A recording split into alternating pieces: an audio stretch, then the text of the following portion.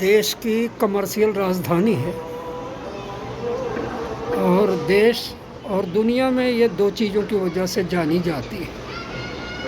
एक समंदर, दूसरी फिल्म इंडस्ट्री, जो दुनिया की दूसरी सबसे बड़ी फिल्म इंडस्ट्री है।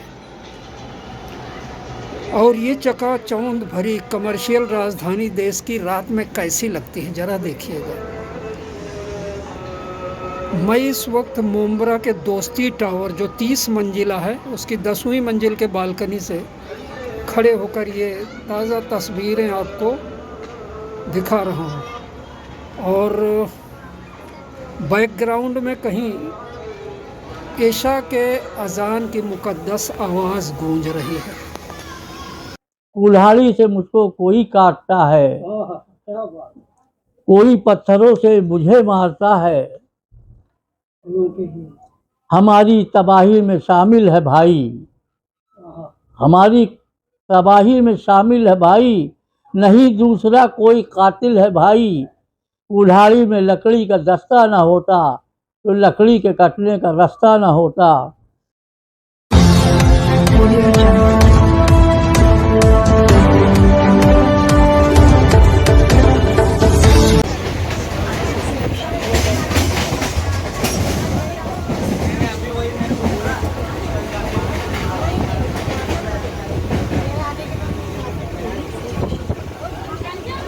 इस तस्वीर को देखकर दोस्तों कुछ याद आया आपको?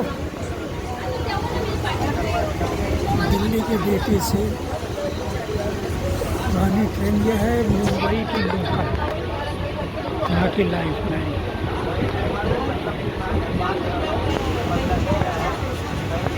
और आज जब मैं बम्बई में मगरिब के अजान की ये बुलंद आवाज़ सुन रहा हूँ तो एकदम से मुझे याद आ गया कि शायद ये वही बम्बई तो है जहाँ इस अजान की मुकद्दस आवाज़ से सोनू निगम को तकलीफ़ होने लगी थी।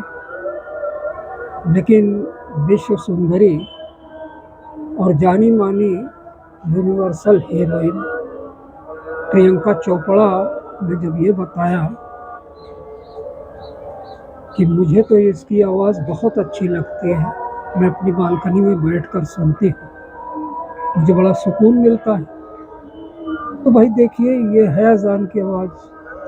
किसी को बहुत अच्छी, दिल को सुकून और तसल्ली देने वाली लगती है और किसी के कानों को तकलीफ़ देती है। और फिर याद आ जाता है रामचरितमानस में गोस्वामी तुलसीदास की वारधाली, जाकी रही भावना जैसी प्रभु मूरत देखी तो कैसी। और आखिरकार मुलाकात एक ऐसे शायर से जो पर्यावरण के लिए अपनी रचनाएं लिखते हैं। पटना के मशहूर शायर पूर्णम सुल्तानपुरी, बड़ा अजीब सा नाम लगा होगा, असली नाम है सैयद मसूद साहब, जो सतना से बिलोंग करते हैं, लेकिन इनकी पैदाइश अवध के जरखे जिला के सुल्तानपुर से है, इसलिए कहे जाते हैं पूर्णम सुल्तानपुरी। तो पहली बार एक मशहूर शायर का वो अशार सुनिए कि शायर किस तरह पर्यावरण के लिए चिंतित है। मैं दरख्तों की तरफ से उनकी फरियाद लेकर आया हूँ और उनकी तरफ से ये फरियाद कर रहा हूँ। जी सुनाइए। मुझे पीएम सीएम बचाओ बचाओ, ये पेड़ कह रहे हैं, ये दरख्त कह रहे हैं, अपनी फरियाद कर रहे हैं। मुझे पीएम सीएम बचाओ बचाओ, नया सख्त कानून भारत में लाओ। शजर हर तरह के लगाना पड़ेगा, मुझे कातिलों से बचाना पड़ेगा। मुझे काट कर तुम न वीरान करना, सादा बस्ती न वीरान करना। नसीब होगा तुमको न फल फूल कोई राम फिर दूजा आया न ऐसा, जो आज्ञा के पालन को करके दिखाया।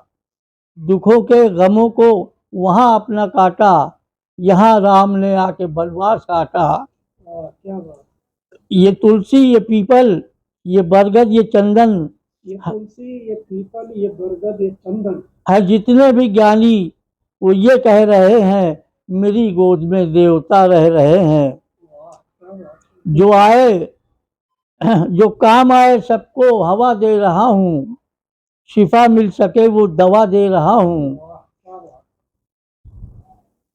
बचाता हूँ हर एक आदमी का मैं जीवन, नसीब हो रही है तुम्हें ऑक्सीजन। जो काम आए सबको हवा दे रहा हूँ, शिफा मिल सके वो दवा दे रहा हूँ। नसीब हो रही है, बचाता हूँ हर आदमी का मैं जीवन, नसीब हो रही है तुम्हें ऑक्सीजन।